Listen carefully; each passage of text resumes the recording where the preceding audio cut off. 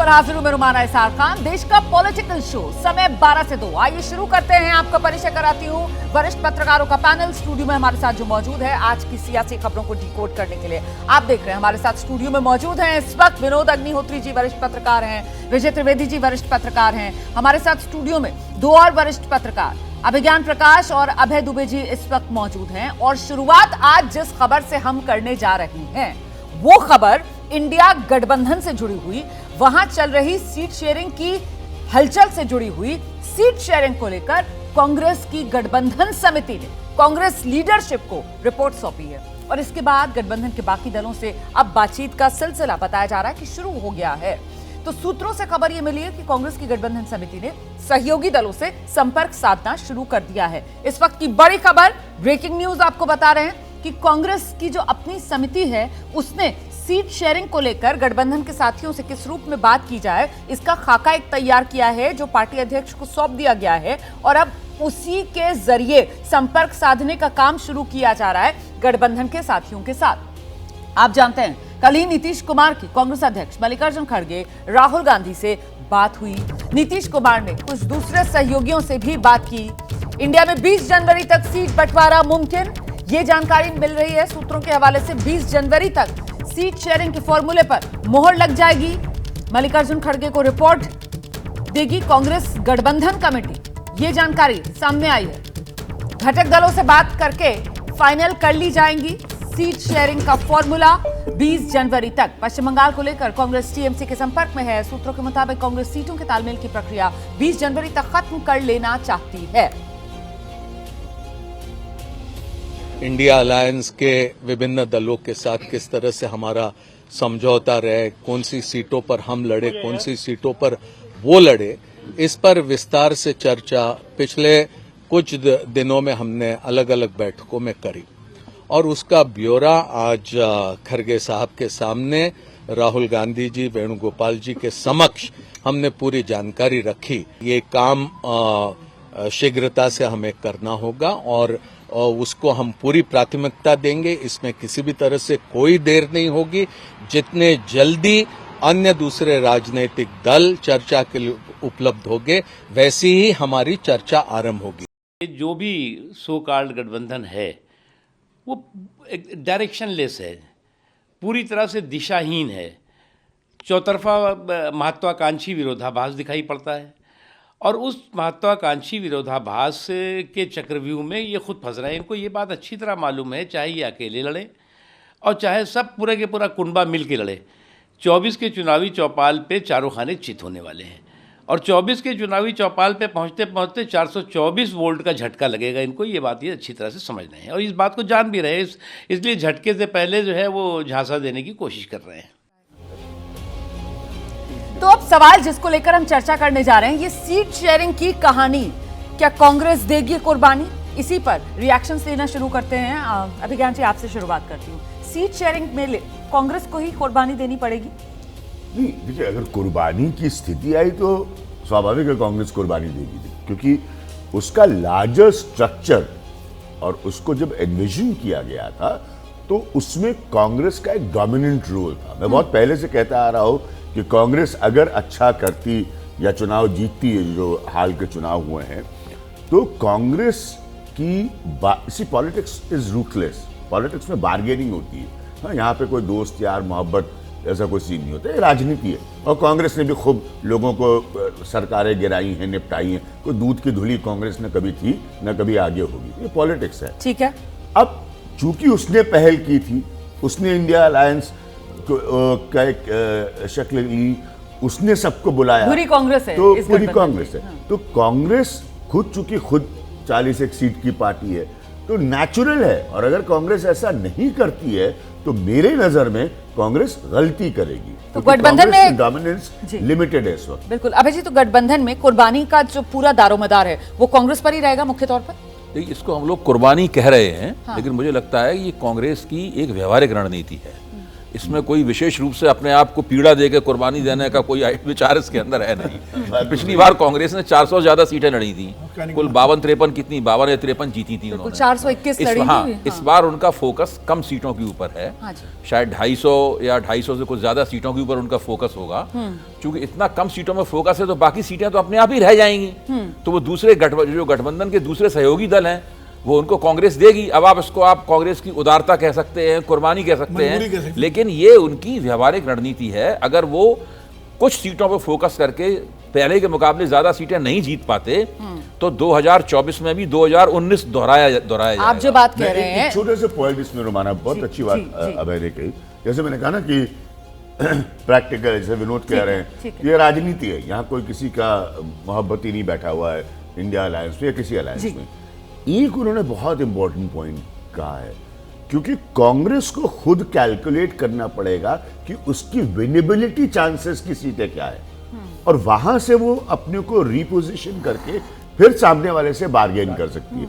वही व्यवहारिक रणनीति जिसका उन्होंने जिक्र किया। तो ये जो व्यवहारिक रणनीति है, कहीं ना कहीं काम तो ये व्यवहारिक रणनीति ही करेगी, मतलब अंडरकरंट तो यही रहने वाला है, लेकिन इसके जरिए वो कुर्बानी वाला तमगा वो लेने की कोशिश तो कांग्रेस पार्टी की तरफ से की जाएगी ना। मैं अपने युवा साथी अभिज्ञान और बुजुर्ग साथी अभय जी से पूरी तरह से सहमत हूँ।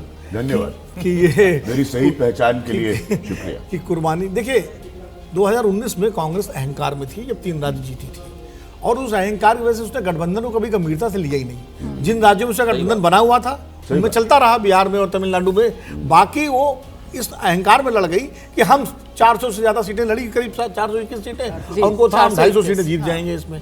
लेकिन इस बार उनको धरातल का एहसास है।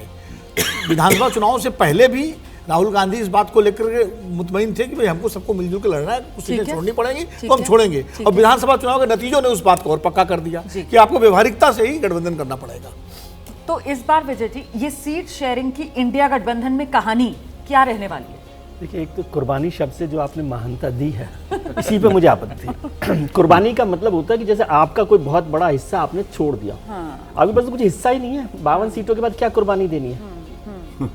52 सीटें हैं ना आपके पास, इसके बाद तो जितना कर रहे हैं उसको आपको बढ़ा क्लेम कि जहां पर हम नंबर 2 रहे वो भी हम मांगेंगे। मैं ये कह रहा हूँ कि उसमें नंबर 2 तो बहुत जगह पर कहाँ किस पोजीशन में रहते हैं। ठीक है, 224 सीटों पर भारतीय जनता पार्टी ने 1.5 लाख से 2 लाख से ज्यादा वोटों से जीत हासिल की है। तो वो 2 नंबर का क्या तो थे, लेकिन नंबर 2 लाख से हारे पर नंबर 2 होगा, क्या मायने होगा? तो इसलिए ये कुर्बानी नहीं है, ये मैं इसको समझदारी कहूंगा, राजनीतिक समझदारी। बहुत गूढ़ मैथमेटिकल कैलकुलेशन लगेगा।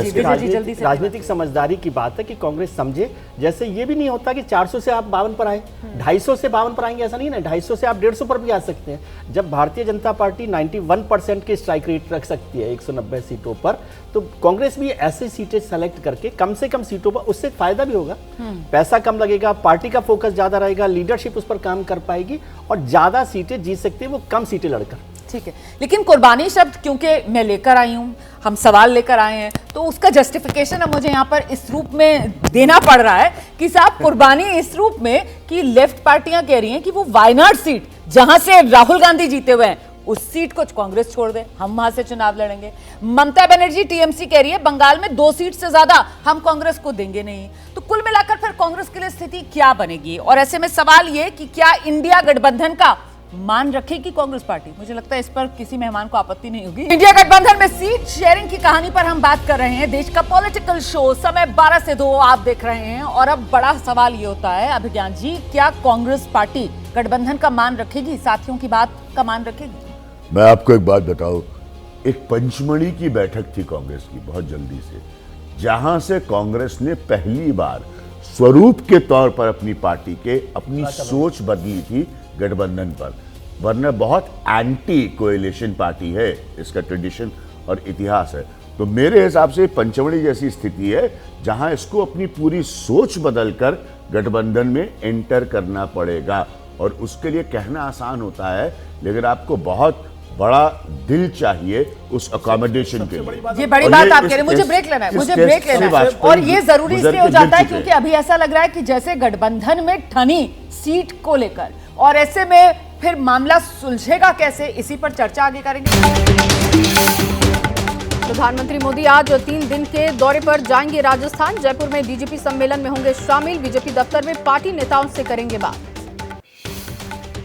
जयपुर में आज से शुरू हो रहा है डीजीपी आईजी का सम्मेलन। 7 जनवरी को होगा समापन। कल पीएम करेंगे शिरकत। साइबर अपराध, आतंकवाद विरोधी चुनौतियों पर होगी चर्चा। गृह मंत्री अमित शाह अगले 3 दिन तक जयपुर के दौरे पर होंगे। दोपहर 1:30 बजे डीजीपी आईजी कॉन्फ्रेंस की करेंगे शुरुआत। आज हिमाचल के दौरे पर बीजेपी अध्यक्ष जेपी नड्डा सोलन में रोड शो कर रहे हैं। लोगों ने बरसाए फूल। शिमला में बीजेपी की बैठक को करेंगे संबोधित। सीट शेयरिंग को लेकर कांग्रेस की गठबंधन समिति ने खरगे को सौंपी है रिपोर्ट। जल्द शुरू होगा सीट बंटवारे का काम। नीतीश को बनाया जा सकता है गठबंधन का संयोजक। नीतीश के संयोजक बनने की खबरों का उद्धव गुट के सांसद संजय राउत ने किया समर्थन। कहा, नीतीश कुमार को लेकर सभी की राय एक है। इंडिया गठबंधन में 20 जनवरी तक सीट बंटवारे का काम होगा पूरा। खरगे घटक दलों के साथ करेंगे बात। बीजेपी नेता सुशील कुमार मोदी का दावा। कहा, मुख्यमंत्री नीतीश कुमार ब्लैकमेल कर बनने जा रहे हैं इंडिया गठबंधन के संयोजक। कांग्रेस ने राहुल गांधी के नेतृत्व वाली यात्रा का नाम बदलकर भारत जोड़ो न्याय यात्रा रखा। 14 जनवरी से शुरू होगी मणिपुर से मुंबई तक यात्रा।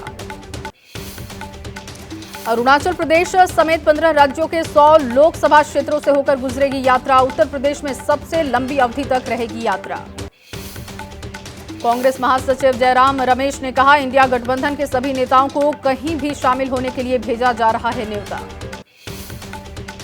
AIUDF अध्यक्ष बदरुद्दीन अजमल का राहुल गांधी पर तंज। कहा, राहुल नेहरू परिवार से हैं। वो जहां जाएंगे वहां भीड़ उन्हें देखने के लिए पहुंचेगी, लेकिन वोट नहीं देगी।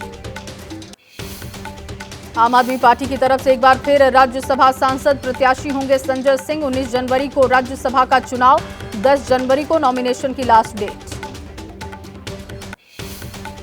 हैदराबाद में साउथ सिनेमा के सुपरस्टार चिरंजीवी ने तेलंगाना के डिप्टी सीएम से मुलाकात की। डिप्टी सीएम भट्टी विक्रमार्क के आवास पर बातचीत हुई।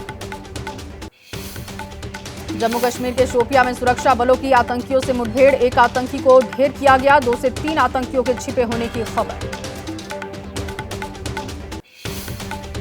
नॉर्थ 24 परगना में छापेमारी के दौरान ईडी अधिकारियों पर हमला। राशन घोटाले केस की जांच के लिए पहुंचे थे अधिकारी। टीएमसी लीडर शेख शाहजहां के घर पर पहुंची थी टीम। नॉर्थ 24 परगना में ईडी की टीम पर हुए हमले को लेकर बीजेपी का ममता सरकार पर निशाना। कहा, पश्चिम बंगाल में रोहिंग्या राज में क्या हो रहा है, कानून व्यवस्था भी ठप।